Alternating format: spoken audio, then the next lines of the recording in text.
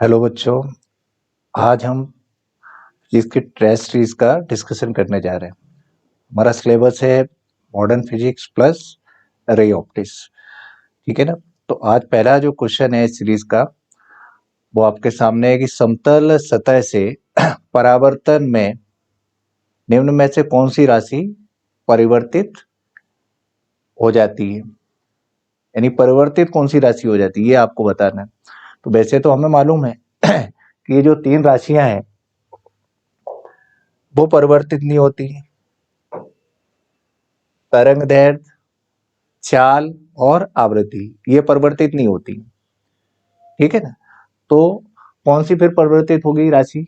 आयाम फिर बचता है, एम्पलीट्यूड। तो सीधा आंसर फिर क्या हो गया? फिर आयाम हो गया। नेक्स्ट क्वेश्चन देखते हैं।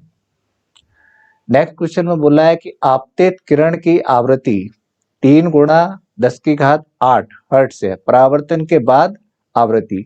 तो अभी मैंने कहा है कि आवृत्ति चेंज नहीं होती है परावर्तन के केस में, तो जो आवृत्ति है वही आवृत्ति बाद में रहेगी, यानी समान रहती है, बदलती नहीं है। तो ये सीधा मैंने जब थ्योरी पढ़ाई थी तो वहां पे इन तीनों चीजों का बताया था आपको कि स्पीड चेंज नहीं होती है, फ्रीक्वेंसी चेंज नहीं होती है और हमारा तरंग दैर्ध्य भी चेंज नहीं होता है। ये तीनों हमारा क्वांटिटी नियत रहती, ठीक है ना। नेक्स्ट क्वेश्चन अपन देखेंगे। नेक्स्ट क्वेश्चन में बोल रहे हैं कि यदि प्रकाश की एक किरण समतल दर्पण से 30 डिग्री के आपतन कोण पर आपतित होती है तो दर्पण से उत्पन्न विचलन विचलन पूछा है। तो विचलन कोण का क्या फॉर्मूला होता है? विचलन कोण का फॉर्मूला होता है डेल्टा 180 माइनस 2i, ठीक है ना। तो समतल दर्पण से कितने पे आपतित हो रही है? 30 डिग्री पर। तो i का मान कितना हो गया? 30। 180 माइनस 60, तो बच्चों आंसर आ गया 120 डिग्री, ठीक है ना। ये आपका 120 आंसर आ गया, मार्क कर देते हैं अपन। नेक्स्ट क्वेश्चन देखते हैं। नेक्स्ट क्वेश्चन में बोला है कि समतल दर्पण के द्वारा वास्तविक वस्तु का प्रतिबिंब। तो हमें मालूम है कि समतल दर्पण हमेशा सीधा प्रतिबिंब बताता है, ठीक है ना, सीधा प्रतिबिंब बनाता है, ठीक है ना, आभासी रहता है और वस्तु के आकार के बराबर होता है। तो अब हमें ऑप्शन देखना है ABCD में से हमारा कौन सा ऑप्शन सही है, ठीक है ना। जैसे पहला ऑप्शन है सीधा, आभासी व बराबर, दूसरा है सीधा, वास्तविक और बराबर, ठीक है ना, और तीसरा है उल्टा, वास्तविक और बराबर, और चौथा है उल्टा, आभासी व बराबर आकार का। तो पहला ऑप्शन सही है क्योंकि सीधा बनाता है, आभासी होता है और वस्तु के आकार के बराबर होता है। तो ये पहला वाला ऑप्शन आपका सही हो जाता है, ठीक है। नेक्स्ट देखते हैं। नेक्स्ट क्वेश्चन में है कि 160 सेंटीमीटर ऊंचाई का एक व्यक्ति समतल दर्पण के सामने खड़ा है, उसकी आंखें फर्श से 150 सेंटीमीटर ऊंचाई पर है, तो उसे अपना पूरा प्रतिबिंब देखने के लिए समतल दर्पण की कितनी लंबाई होना चाहिए? तो हमें आंखों की ऊंचाई से कोई लेना देना नहीं, हमें तो क्या है, मनुष्य की ऊंचाई से लेना देना होता है। तो दर्पण की जो लंबाई हमें चाहिए होती है वो मनुष्य की ऊंचाई का आधा चाहिए होता है। तो मनुष्य की ऊंचाई कितनी दी है? 160, आधा कर देंगे इसको तो कितना हो गया? 80 सेंटीमीटर। ये आपका आंसर हो गया। नेक्स्ट क्वेश्चन में यदि एक वस्तु को असममित रूप से दो समतल दर्पणों के बीच रखा जाए तो 72 के कोण पर स्थित हो तो कितने प्रतिबिंब बनेंगे? यानी ये असममित है, ठीक है ना। तो इसके हिसाब से फिर अपना जो प्रतिबिंबों की संख्या होना चाहिए वो क्या होगी? जैसे हमारे पास फॉर्मूला है 360 बटा थीटा है, इसको हम देखते हैं ऑड है कि इवन आता है। ऑड आएगा तो जो यहाँ संख्या होगी उसी के बराबर प्रतिबिंबों की संख्या हो जाएगी। तो देखो भाई यहाँ पर 360 बटा 72 कर देते हैं। अब डिवाइड करेंगे तो कितना हो जाएगा 5। तो यहाँ पे विषम संख्या आई, ठीक है ना। तो जितनी ये संख्या होगी उतनी ही प्रतिबिंबों की संख्या होगी। तो आंसर क्या हो गया 5। नेक्स्ट क्वेश्चन देखते हैं। ये बेटा फॉर्मूला है डायरेक्ट। अवतल दर्पण से किसी प्रयोग में वस्तु को फोकस से x1 दूरी पर रखा जाता है तथा प्रतिबिंब फोकस से x2 दूरी पर बनता है। तो दर्पण की फोकस दूरी क्या होगी? फॉर्मूला है direct, F square equal to होता है x1 x2 और ये हो जाएगा हमारा under root x1 into x2। तो अब हमें ऑप्शन देखना है। ऑप्शन इसमें आ रहा है आपका D correct. Next question, 20 centimetre focus दूरी के एक अवतल दर्पण के सामने एक वस्तु 40 सेंटीमीटर दूरी पर रखते हैं, उत्पन्न प्रतिबिंब होगा, ठीक है ना। तो अब हमें प्रतिबिंब के बारे में बताना है कि प्रतिबिंब कैसा होगा, उसकी प्रकृति कैसी होगी। तो सबसे पहले तो हम ये देखते हैं कि इसकी जो फोकस दूरी है वो कैसी है, 20 सेंटीमीटर है। 20 सेंटीमीटर इसकी फोकस दूरी है और साथ में ये अवतल दर्पण है, तो अवतल दर्पण के लिए हम माइनस लगा देते हैं। इसके बाद 40 सेंटीमीटर अपन रख रहे हैं वस्तु को दर्पण से दूर, तो माइनस लगा देंगे, ठीक है ना। अब देखते हैं अपने पास फॉर्मूला हम यूज करेंगे एफ, ठीक है। तो u इक्वल टू कितना हो जाएगा, u भाई -40 है, -40 फोकस दूरी -20 1/m, ये और ये कैंसिल हो जाएगा तो यहाँ पर माइनस गया तो यहाँ 2 बचेगा, ठीक है। अब ये इधर आ जाएगा 1/m, तो ये हो जाएगा हमारे पास -1, यानी m की वैल्यू हो गई -1। अगर आवर्धन नेगेटिव आता है तो हम बोलते हैं कि ये वास्तविक होगा और उल्टा होगा, ठीक है ना। तो आ रही बात समझे, वास्तविक होगा और उल्टा होगा। आवर्धन एक आया तो इसकी जो ऊंचाई होगी वो वस्तु की ऊंचाई के बराबर होगा, यानी ऑप्शन डी वाला आपका वास्तविक, उल्टा और वस्तु के आकार का, ठीक है।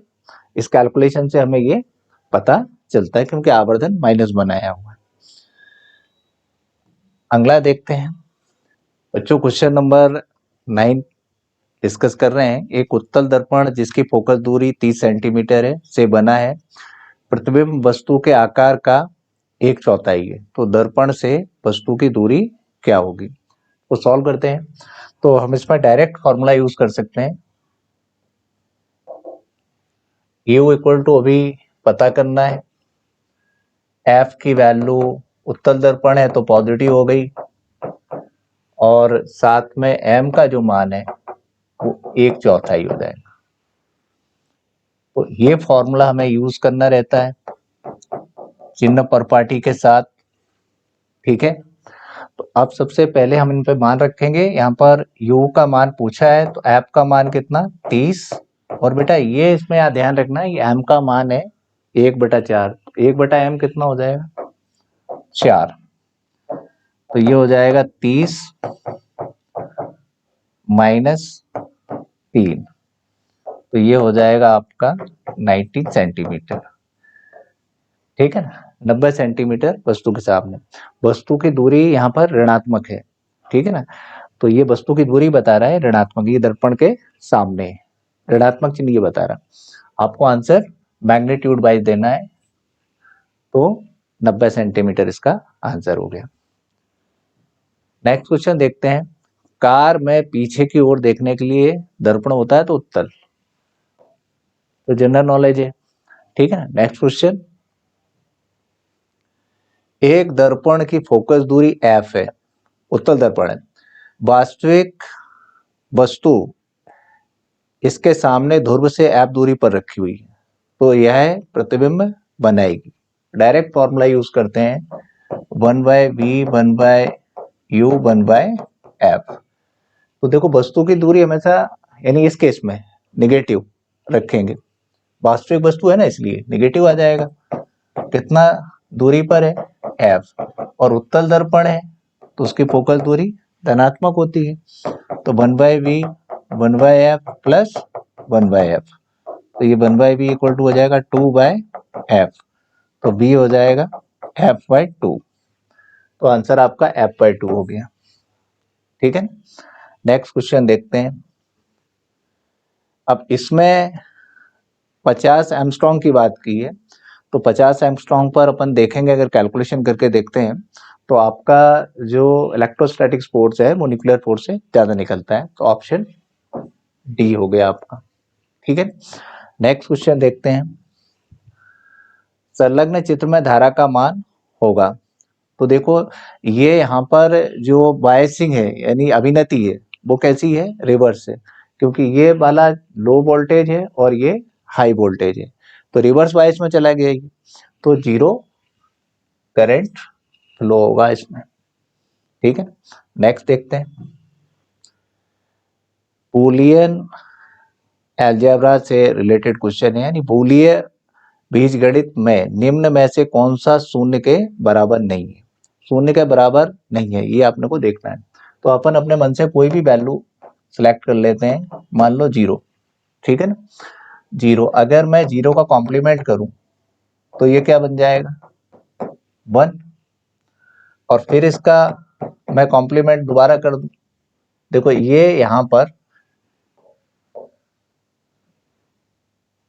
अपने को एक 0 भी दे रहा है, देखना यहां पर ये वाला मैं चेक कर रहा हूं, ये वाला तो ए इस पे होल कॉम्प्लीमेंट ये 0 है, तो अभी आप देखिए अगर मैंने इसको 0 किया, ठीक है ना, तो इसके कॉम्प्लीमेंट की वैल्यू कितनी आई 1, ये 1, और फिर क्या हो जाएगा ये इनका मल्टीप्लिकेशन क्या हो जाएगा 0, तो 0 का कॉम्प्लीमेंट क्या हो जाएगा 1,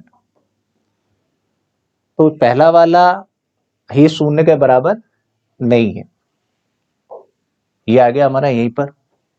ठीक है ना, अब नेक्स्ट अपन देखते हैं कौन सा क्वेश्चन है यहाँ पर। निम्न अभिक्रियाओं में द्रव्यमान व संवेग नियत रहता है, ऊर्जा व संवेग नियत रहता है, ऊर्जा व आवेश नियत रहता है, और आवेश व संवेग नियत रहता है। तो अभिक्रिया में हमेशा ऊर्जा और संवेग नियत रहता है, ऑप्शन जो बी है वो हमारा सही है, यानी ऊर्जा व संवेग नियत रहता है। ठीक है, नेक्स्ट क्वेश्चन देखते हैं। प्रकाश विद्युत प्रभाव की खोज की गई, तो सबसे पहले जो खोज यानी यहाँ पे हुई है, जो वैज्ञानिक हुए हर्ट्स और हाल्वेस, हाल्वेस हर्ट्स का असिस्टेंट था, दोनों ने मिलकर खोज की थी, तो यहाँ पे हर्ट्स का नाम तो है नहीं, तो इसलिए ऑप्शन जो हमारा सही होगा वो हाल्वेस होगा।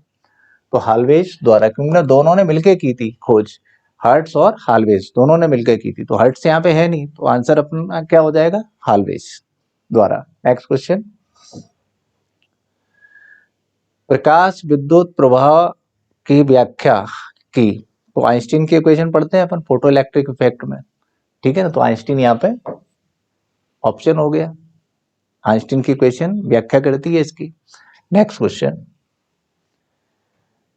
यहाँ पर ये क्वेश्चन पूछा है, थ्योरेटिकल है। यदि किसी धातु का कार्यफलन फाई तथा आपतित प्रकाश की आवृत्ति न्यू है, तो प्रकाश इलेक्ट्रॉन, तो कोई प्रकाश इलेक्ट्रॉन उत्सर्जित होते हैं, जबकि कंडीशन है कि हमेशा दहलीय आवृत्ति से ज्यादा की आवृत्ति को क्या होना चाहिए, यहाँ पर ये जो ऑप्शन है सी वाला ये उसको सेटिस्फाई कर रहा है। नेक्स्ट क्वेश्चन, आइंस्टीन के प्रकाश विद्युत समीकरण में, ठीक है ना, तो ये बोल रहे हैं कौन सा नियम लगता है, तो ऊर्जा संरक्षण का नियम लगता है, डी ऑप्शन सही।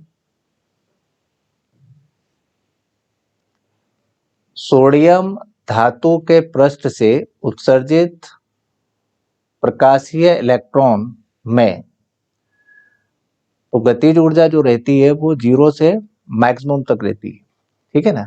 तो यहाँ पे क्या ऑप्शन हो जाएगा कि गति 0 से निश्चित मात्रा तक बदलती है, तो यही वाला ऑप्शन हमारा सही हो जाएगा, महत्तम तक बदलती है। नेक्स्ट क्वेश्चन देखते हैं, निम्न में से कौन सा संबंध बूलिय बीजगणित में वैध है, ठीक है ना। तो इसमें से वैलिड पूछ रहे हैं कि कौन सा सही है, तो सबसे पहले अपन चेक करते हैं पहला वाला, ये तो वैलिड नहीं हो सकता। इसका कारण ये है कि अगर मैं ए की वैल्यू 0 मान लूं तो ए कॉम्प्लीमेंट कितना हो जाएगा 1, तो अगर मैं ए प्लस ए कॉम्प्लीमेंट देखूं तो ये हो जाएगा 0 प्लस 1, यहाँ बनाना चाहिए और दे क्या रहे हैं 0, तो गलत हो गया ये। दूसरा वाला ये चेक कर लेते हैं, इसको हमने 0 बोला, इसको 1 बोला, तो क्या आएगा 1, तो ये वैलिड हो गया, तो ये हमारा सेटिस्फाई कर गया, तो ये ऑप्शन हमारा सही है। बाकी के तो रॉन्ग ही मिलेंगे आपको अगर वैल्यू रखोगे तो। इसके बाद फोटोन की ऊर्जा 20 इलेक्ट्रॉन वोल्ट है, तो संवेग का मान होगा। तो यहाँ पे ये बोल रहे हैं कि फोटोन की जो ऊर्जा है वो है 20 इलेक्ट्रॉन वोल्ट और हमें चाहिए संवेग का मान, यानी हमें पी का मान चाहिए। तो ऐसा कोई रिलेशन हमें याद होना चाहिए जो इनमें इनको कोरिलेट करता हो, तो वो रिलेशन है E equal to P C. इस फॉर्मूले में वैल्यू रखिए और आपको आंसर मिल जाएगा, यानी 20 इंटू इलेक्ट्रॉन वोल्ट को जूल में बदल लेते हैं 1.6 इंटू 10⁻⁻19 का मल्टीप्लाई करके। उसके बाद P को यहाँ रखते हैं और C नीचे ले आते हैं 3 इंटू 10⁸, ठीक है ना बच्चों। तो ये 0 इससे इसको हटा देगा डेसिमल को, ये गया, और ये यहां से चला जाएगा तो ये 10⁻27 हो जाएगा, ठीक है ना, और ये 32 हो जाएगा ये वाला। तो अब इसमें अपन भाग लगाएंगे तो 10 से ज्यादा यानी 10.66, ये -27, 10.66 10 की घात -27, ये वाला ऑप्शन आपका सही हो जाएगा। नेक्स्ट देखेंगे, प्रकाश विद्युत सेल एक युक्ति है। अब ये क्या करती है, पहला ऑप्शन देखते हैं इसके हिसाब से है कि नहीं। फोटोन को जमा करने की गलत, प्रकाश की तीव्रता को नापने में गलत, सेल नापती नहीं है तीव्रता, फोटोन ऊर्जा को विद्युत ऊर्जा में बदलने के लिए, ठीक है ना। तो फोटोन ऊर्जा ही को क्या करती है, विद्युत ऊर्जा में बदलती है, तो ये हमारा ऑप्शन क्या है, सही है, नहीं ऑप्शन सी सही है आपका, ठीक है ना। नेक्स्ट क्वेश्चन देखते हैं, समीकरण E equal to P C जो अभी बताई मैंने लागू होता है, ठीक है ना। पहला है फोटोन व इलेक्ट्रॉन पर नहीं, इलेक्ट्रॉन पर लेकिन फोटोन पर नहीं। अब ये बोल रहे हैं कि इलेक्ट्रॉन एवं फोटोन पर, ना तो इलेक्ट्रॉन पर ना ही फोटोन पर, तो ये बेटा फोटोन की है, ये फोटोन पर लागू होती है, तो पहला ऑप्शन क्या हो गया, फोटोन पर है लेकिन इलेक्ट्रॉन पर नहीं, ठीक है। अगला ऑप्शन, इसमें बोल रहे हैं कि निरोधी विभव V नोट को आवृत्ति के सापेक्ष अपन को देखना है, ठीक है ना। तो इसमें ये दो तत्व हैं, इनका हमें क्या बताना है, कार्यफलन बताना है। तो कार्यफलन अगर हम बताते हैं इसका, तो अगर मैं यहां से ग्राफ एक खींचता हूं, ये V नॉट है और ये फ्रीक्वेंसी है, आवृत्ति।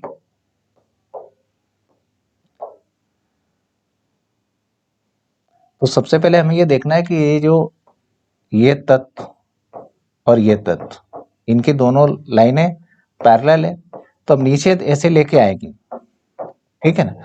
तो इसका कार्यफलन ज्यादा होगा क्योंकि ये नीचे जाके इंटरसेप्ट करेगा और इसका कार्यफलन कम होगा, यानी आपका जो सॉरी उल्टा हो गया ये थोड़ा सा, इसमें CA लिखना है मुझे, CA। तो CA का कार्यफलन क्या हो जाएगा हमारा, ज्यादा हो जाएगा, और K का कार्यफलन कम हो जाएगा। ठीक है ना। तो यहाँ पे अपन देखेंगे कि K का कार्यफलन CA के कार्यफलन से कम है, ये बता रहा है। K का कार्यफलन CA के कार्यफलन से कम है, तो ये ऑप्शन आपका सही हो गया। ठीक है, ग्राफ का क्वेश्चन था। नेक्स्ट क्वेश्चन देखते हैं।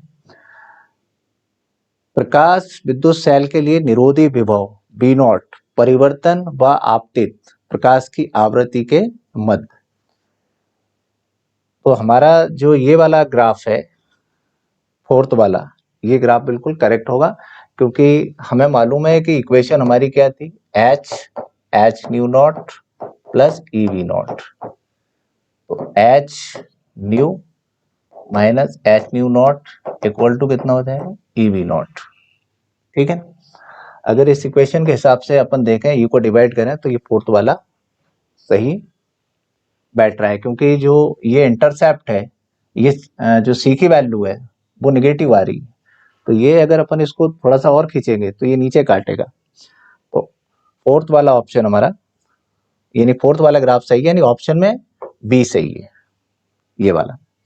नेक्स्ट देखते हैं। इसमें इन्होंने कहा है कि एक ग्राफ दिया हुआ है प्रकाश धारा और विभव के बीच में। ठीक है ना। तो जैसे जैसे अपन इधर चलेंगे तो वैल्यू को अपन इंक्रीज करते हुए देखेंगे, तो सबसे बड़ी वैल्यू 3, फिर 2, फिर 1, तो ऑप्शन डी इसका सही आंसर है। नेक्स्ट क्वेश्चन देखते हैं। फोटो सेल के निरोधी विभव V0 तथा आपतित प्रकाश की आवृत्ति के बीच प्राप्त सरल रेखा की प्रवणता होगी। अभी बताया, यानी यहाँ पे आप देखेंगे H nu equal to H nu not plus EV not प्रवणता चाहिए, तो हम क्या करेंगे, H न्यू नॉट बटा EV नॉट, तो V नॉट हो गया H by E, H nu not upon E। इसको अपन बाय इक्वल टू MX से अगर तुलना करें माइनस C से, तो ये हमारा M होता है H बाई E, जिसको हम बोलते हैं प्रवणता बोलते हैं, यानी आंसर आपका H बाई E है। नेक्स्ट क्वेश्चन देखते हैं। यहां पर उन्होंने बोला है कि यदि प्रकाश विद्युत सेल में आपतित प्रकाश की तरंग दैर्ध्य λ1 से घटाकर λ2 कर दी जाए तो निरोधी विभव में परिवर्तन होगा।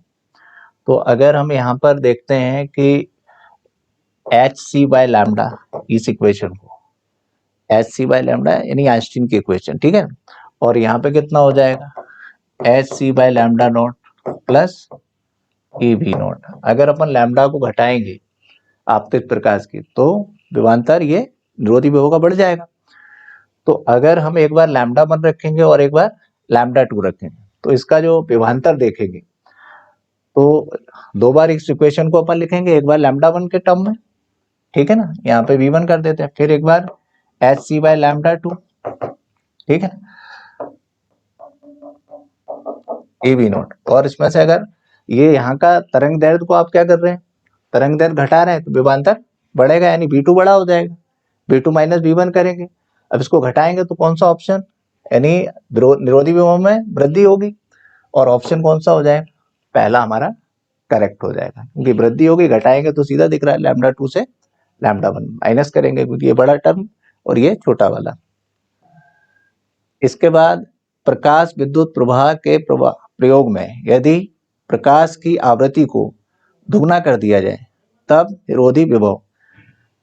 अब सीधी बात है कि अगर हम क्या करेंगे, प्रकाश की आवृत्ति को दुगना कर देंगे तो निरोधी विभव पर क्या फर्क पड़ेगा। तो निरोधी विभव, पहला देखो ऑप्शन क्या दिया है, दुगना हो जाएगा, आधा हो जाएगा, दुगने से ज्यादा हो जाएगा। अब ये दुगने से ज्यादा हो जाएगा, इसमें जैसे इक्वेशन है अपन H न्यू नॉट, ठीक है ना, और ये कितना हो जाएगा, न्यू नॉट। तो अभी आपने क्या बोला, प्रकाश की आवृत्ति को, प्रकाश विद्युत प्रवाह के प्रयोग में यदि प्रकाश की आवृत्ति को आप दोगुना कर देंगे, इसको दोगुना कर देंगे तो वो दोगुने से क्या हो जाएगा, ज्यादा हो जाएगा। तो ये दोगुनों से क्या हो जाएगा, ज्यादा हो जाएगा। नेक्स्ट, यदि प्लैंक नियतांक का मान अपने वर्तमान मान से अधिक हो तो द्रव कण से समृद्ध डी ब्रोगली तरंग दैर्ध्य होगी। अब देखो यहाँ पर जो है ना डी ब्रोगली इक्वेशन क्या होती है, h बाई पी। तो अभी आप क्या बोल रहे हैं कि h का मान हम ज्यादा कर देंगे तो लैम्डा का भी मान ज्यादा हो जाएगा, ठीक है ना। अपन ने h का मान को क्या कर दिया, ज्यादा कर दिया, तो लैम्डा का मान भी ज्यादा हो जाएगा, तो अधिक हो जाएगा, डायरेक्टली प्रोपोर्शनल वाला रिलेशन बन जाएगा। नेक्स्ट, 2000 केजी द्रव्यमान व 3 मीटर पर सेकेंड वेग से गतिशील कार की डी ब्रोगली तरंग दैर्ध्य बताना है। तो लैम्डा इक्वल टू क्या हो जाएगा, h अपॉन एम बी। तो लैम्डा इक्वल टू h की वैल्यू हो जाएगी 6.6 इंटू 10⁻34, और यहाँ पर द्रव्यमान कितना हो जाएगा 2000, और b का मान कितना हो गया 30 हो गया, ठीक है। अब इसको अपन सॉल्व करते हैं तो लैम्डा इक्वल टू 6.6 इंटू 10⁻34, और ये दशमलव को हटा लेते हैं तो यहाँ पे एक जीरो और बना देते हैं। अब आपके पास हो गया 6 इंटू, ये दशमलव को हटा दिया हमने, ठीक है ना, दशमलव को हटा दिया, 66 हो गया 10 की घात -34, और ये जीरो कितनी बन रही है, ये जीरो बन रही है 5, यानी 10 की घात कितनी हो गई 5, और यहाँ कितना हो गया 6, तो ये सीधा 11 बार कट रहा है, और ये ऊपर चले जाएगा तो ये हो जाएगा 39। तो ये डेसिमल को इधर करेंगे 11 पॉइंट, ये मीटर में आंसर है यहाँ पर, ठीक है ना। यूनिट का ध्यान रखिएगा क्योंकि ये सब क्या दिए, एसआई सिस्टम में दिए हैं, तो हमने एसआई में आंसर निकाला। तो ये हो जाएगा 11.1 इंटू 10⁻38 मीटर। तो ये आपका ऑप्शन करेक्ट हो गया। नेक्स्ट क्वेश्चन देखते हैं, प्रत्येक गतिशील द्रव कण से संबंधित तरंगें, ठीक है ना। तो इसमें जो है ना वो प्रायिक तरंगें हैं, ये इसका थ्योरेटिकल क्वेश्चन है, ऑप्शन है, ठीक है। वह वेग जिस पर किसी कण का द्रव्यमान इसके विराम का दोगुना हो जाता है वह होगा। वेग बताना है जब है ना द्रव्यमान क्या हो जाए, डबल हो जाए। तो हमारे पास जो फॉर्मूला है वो ये है, ये फॉर्मूला है। अब अपने क्या करना है कि विराम से ज्यादा यानी डबल करना है द्रव्यमान को, 2m0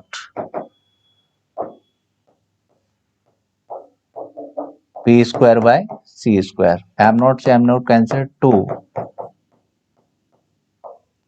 1v square by c square. तो ये स्क्वायरिंग करेंगे दोनों साइड, तो ये हो जाएगा v square by c square. अब यहाँ पे क्या करेंगे 1 माइनस बी स्क्वायर सी स्क्वायर, ठीक है ना।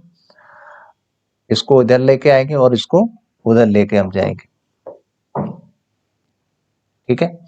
तो ये इसको हम ऐसे लिख देते हैं 1 minus B square by C square, और ये हो जाएगा 1/4।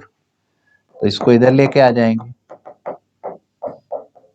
तो ये हो जाएगा 3/4 बी स्क्वायर सी स्क्वायर, और इसको अगर अपन सॉल्व करेंगे तो 3/2 ये सी, ये सॉल्व करने के बाद आता है। तो इसमें कोई ऑप्शन अपन देखते हैं है कि नहीं, ये है हमारा ऑप्शन ए, करेक्ट हो जाएगा, ठीक है।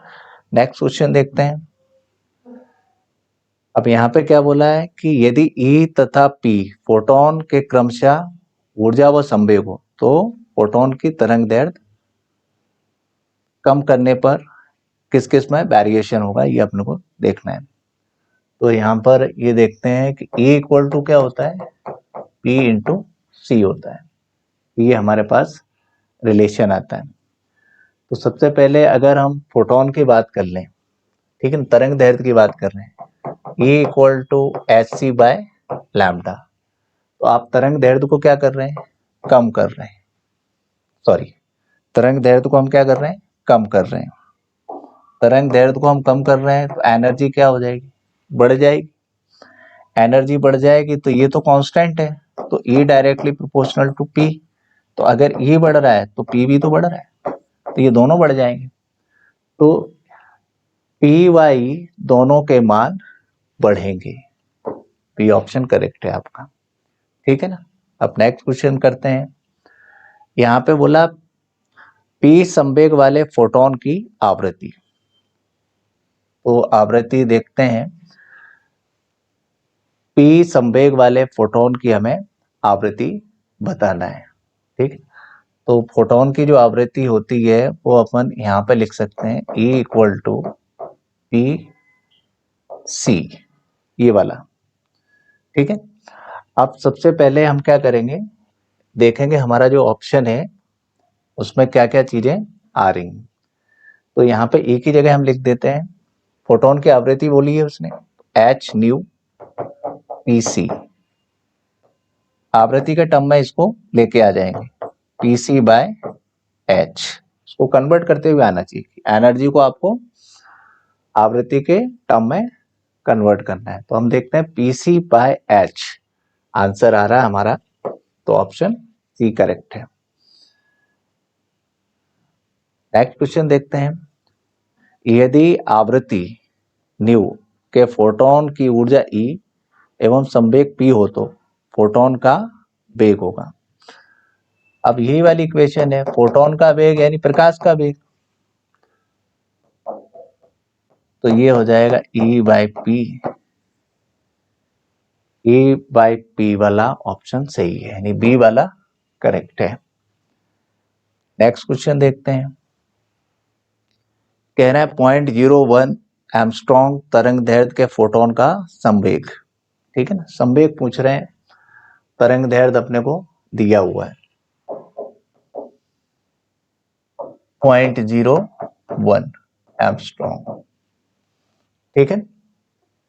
तो हम जानते हैं लैम्डा इक्वल टू कितना होता है, एच बाई पी। तो पी पूछा है संवेग, एच बाई लैम्डा,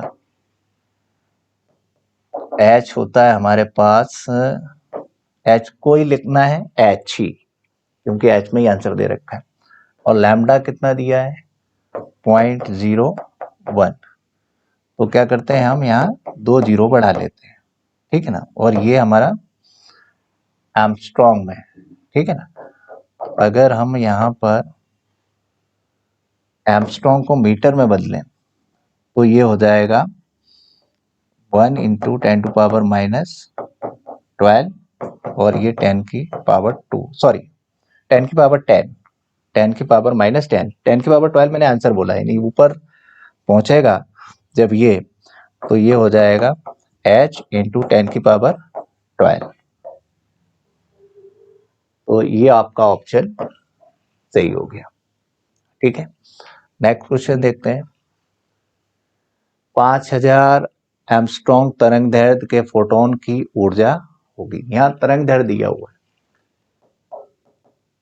5000 एम्स्ट्रॉन्ग, ठीक है ना, और अपने से क्या पूछ रहे हैं, ऊर्जा पूछ रहे हैं, है ना। तो फोटोन की ऊर्जा क्या होती है, फोटोन की ऊर्जा होती है एच सी बाई लैम्डा, और एच सी होता है 12400, और ये हो गई आपकी 5000, 5000 दिया हुआ है यहाँ पर, ठीक है ना। तो 2 जीरो कैंसिल हो गए, ठीक है ना। तो अगर हम इसको कैलकुलेट करेंगे तो 2.48 इलेक्ट्रॉन वोल्ट आएगा आंसर। नेक्स्ट क्वेश्चन देखते हैं। 6.6 into 10 to power -24 kg metre पर सेकेंड के संवेग से कोई फोटोन जा रहा है और उसकी तरंग दैर्ध्य हमें पता करना है। तो सबसे पहले हमारे पास क्या है, संवेग का वैल्यू 6.6 इंटू 10⁻⁻24, तरंग दैर्ध्य चाहिए, ठीक है ना, ये तरंग दैर्ध्य हमको चाहिए रहेगी। तो सबसे पहले हम क्या करते हैं कि हमें रिलेशन, ये वाला हमारा रिलेशन बड़े काम का है, ये वाला, ठीक है ना। यहां से हम क्या करेंगे, एच सी बाय लैम्डा, और ये हमारा P है और इंटू सी है। अब लैम्डा अगर चाहिए मुझे तो मैं क्या लिखूंगा, एच सी तो P C upon P C, कहने का मतलब। तो लैम्डा इक्वल टू है हमारा, एच की वैल्यू है 6.6 इंटू 10⁻34। ये सी से सी कैंसिल हो गया, सी से सी कैंसिल हो गया। अब सी से सी कैंसिल हो गया तो मैं फिर से यहां पे लिख देता हूं,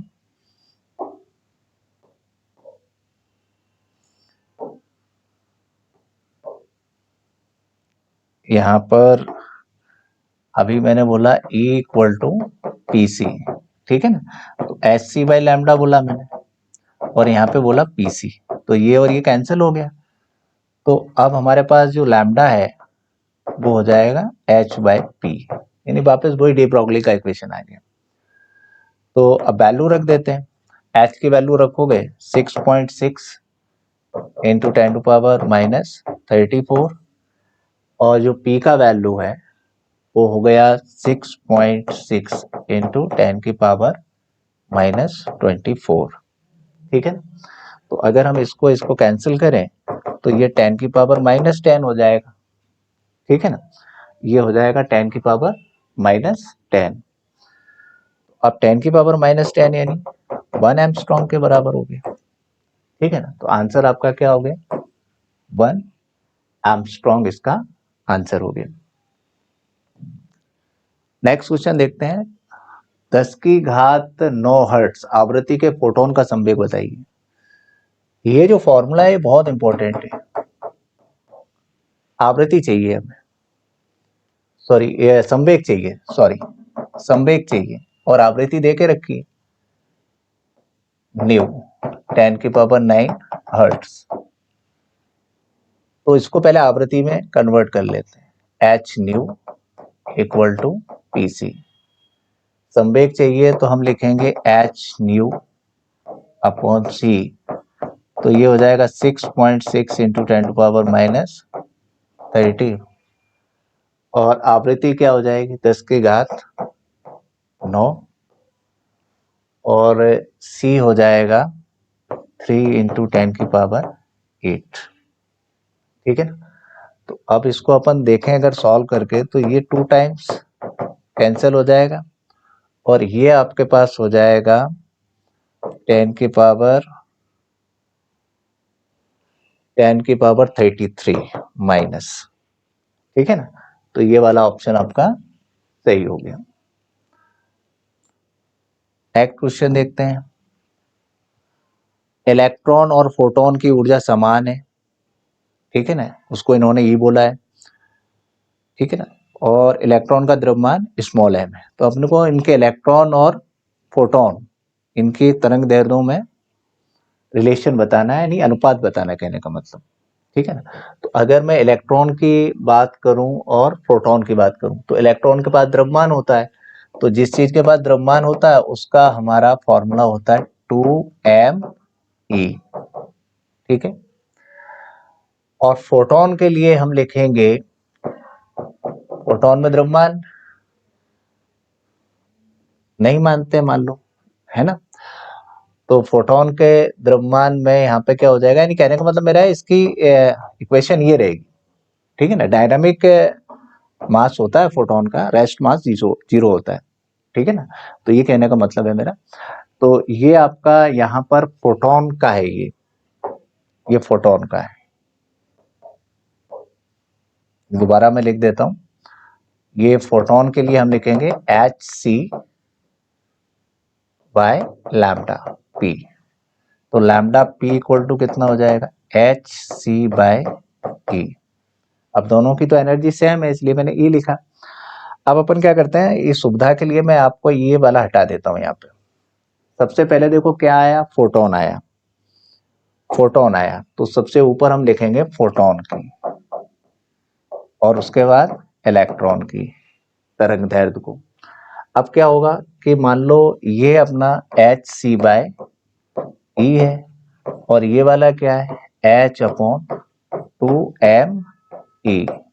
तो ये हो जाएगा एच सी बाय ई, और ये हो जाएगा 2m ई अपॉन एच। ये और ये कैंसिल हो गए आपस में। ये सी है, ई को मैं ऐसे दो बार लिख सकता हूं, 2m ई। अब एक ई से एक ही कैंसिल हो जाएगा, तो यहाँ पे आपका जो आंसर आएगा वो ये आएगा। तो इसमें अपन देखें तो ऑप्शन सी सही दिखाई दे रहा है, 2m under root 2m upon ई, और सी बाहर है। ये वाला हमारा ऑप्शन इसमें सही मैच कर रहा है। नेक्स्ट क्वेश्चन देखते हैं।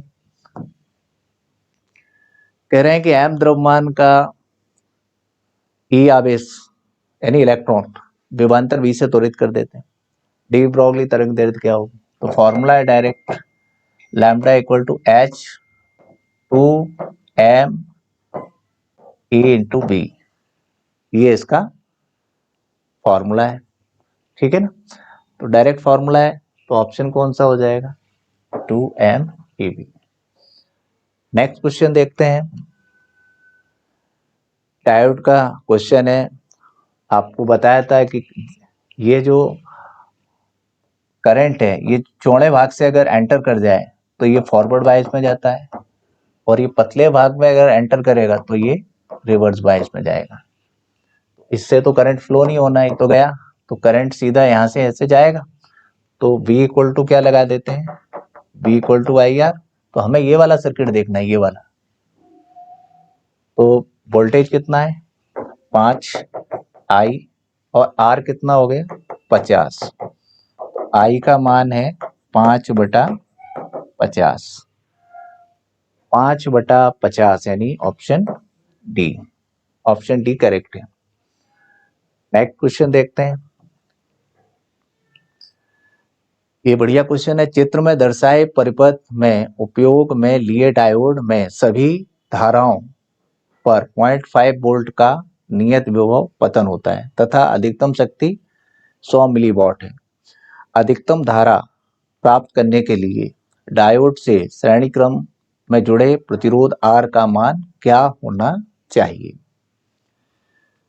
तो सबसे पहले हम क्या करते हैं, डायोड के लिए सॉल्व करते हैं, क्योंकि डायोड की शक्ति दी है 100 मिलीवोल्ट, और विभव पतन कितना दिया है 0.5। तो डायोड के लिए हम लगा देते हैं फॉर्मूला VI। तो ये 100 मिलीवॉट है, तो हम यहाँ पे कर देते हैं 10⁻³ का मल्टीप्लाई वॉट बनाने में, और वोल्टेज कितना है 0.5, तो I पता चल जाएगा, यानी ये वाला I सर्किट का। ठीक है, तो ये अपना हो जाएगा, इसको मैं अगर लिखूं 1/10, और ये हो जाएगा यहाँ पर 0.5। ठीक है, तो I जो है हमारा हो जाएगा 1/5। I का मान हो गया 1/5 एम्पियर। I आ गया यहाँ से।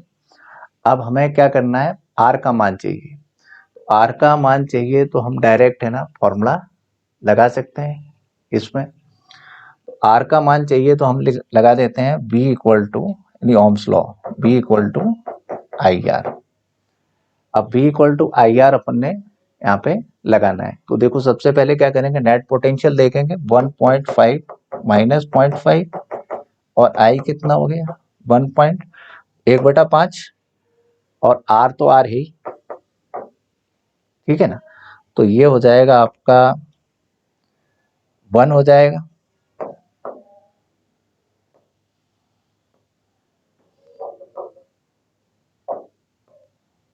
ये हो जाएगा 1 R इंटू 5, R का मान कितना हो गया 5 ओम। तो इसका आंसर कितना हो जाएगा 5 ओम। नेक्स्ट क्वेश्चन देखते हैं। ये देखो हाफ वेव रेक्टिफायर है। अब आपने इनपुट कितना दिया है, 200 वोल्ट, ठीक है ना। तो इसमें है ना जो आउटपुट मिलेगा, देखो इनपुट आपने इस टाइप से दिया और आउटपुट हमें कैसा मिलता है, हाफ वेव मिलती है, ठीक है ना। यानी बीच में ये डिसकंटिन्यूअस हो जाती है, कहने का मतलब ऐसा, यानी इस टाइप से ये मिलेगी, फिर यहाँ पे नहीं मिलेगी, फिर ये मिलेगी, यानी फॉरवर्ड में चलता है, रिवर्स में नहीं चलता है, ठीक है ना। तो आधी वेव मिलती है, यानी आधा सिग्नल मिलता है। तो कहने का मतलब आपने इनपुट में 200 दिया तो आउटपुट में क्या मिलेगा, 100, आधा। नेक्स्ट क्वेश्चन, निम्न में से कौन सा गेट एक निर्गत एक होगा, यानी आउटपुट में एक कौन देगा ये बताना। तो पहला अगर हम गेट देखें तो देखो ये यहाँ पर पहला चेक करते हैं। मान लो ये यहाँ पे बबल गेट लगा हुआ है, ये 0 है और ये 1 है, इन दोनों का मल्टीप्लिकेशन क्या हो जाएगा, 0। अब यहाँ से जब ये बबल से बाहर निकलेगा तो कॉम्प्लीमेंट आ जाएगा, 0 का क्या हो जाएगा, 1। तो पहला गेट ही दे रहा है 1 आउटपुट, ये ऑप्शन सही हो गया। नेक्स्ट क्वेश्चन, निम्न संकेत प्रदर्शित करता है। तो ये तो नॉट गेट प्रदर्शित करता है, ठीक है ना, ये नॉट गेट हो गया। नेक्स्ट, तर्क गेटों के निम्न संयोजन द्वारा कौन सा तर्क गेट प्रदर्शित होता है, इसे पहचानना है, ये किसे रिप्रेजेंट कर रहा है नीचे वालों में से। देखते हैं किसे ये रिप्रेजेंट करेगा। तो यहाँ पे होगा ए कॉम्प्लीमेंट, बी कॉम्प्लीमेंट, ठीक है ना, क्योंकि नॉट गेट लगे हुए हैं। अब ये जब यहाँ आएगा तो यहाँ पे ऐड हो जाएगा और इसको क्या करेगा, ऐड कर देगा और गेट। अब ये बबल गेट से बाहर नहीं निकला है, तो अब यहाँ पे अगर अपन डी मॉर्गन थ्योरम लगा दें तो ये ऐसे हो जाएगी। अब ये सिग्नल नॉट गेट से बाहर जब निकलेगा, ठीक है ना, तो ये डबल कॉम्प्लीमेंट हो जाएगा और डबल कॉम्प्लीमेंट जो होता है वो ए इंटू बी के बराबर हो जाता है। आपको यहाँ पे जो आंसर मिलेगा वो एंड, ठीक है। नेक्स्ट क्वेश्चन देखते हैं। दी गई सत्य सारणी किस गेट की, तो ये नॉट गेट की है, क्योंकि नॉट गेट ही क्या करता है कि जैसे हम यहाँ से क्या करते हैं, 0 को इनपुट दिया 0, आउटपुट क्या मिलेगा 1, या फिर अपन यहाँ 1 देंगे तो यहाँ क्या मिलेगा 0। तो इससे उल्टा मिलता है, 0 लो से हाई, हाई का लो। तो ये नॉट गेट को रिप्रेजेंट कर रही है ट्रूथ टेबल। थैंक यू बच्चों।